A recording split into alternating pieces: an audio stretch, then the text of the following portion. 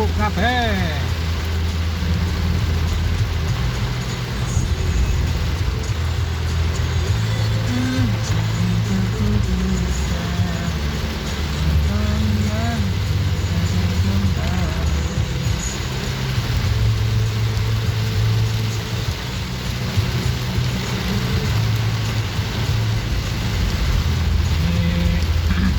Masuk wilayah Mondoroko.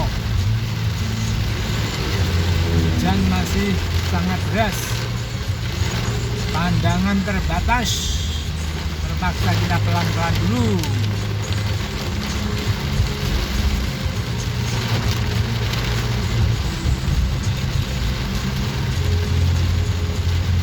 Oke, sementara informasi dari jalanan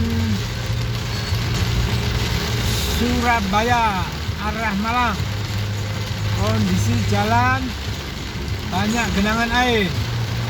Jadi bagi para pengendara mohon hati-hati di jalan ya. Oke, terima kasih.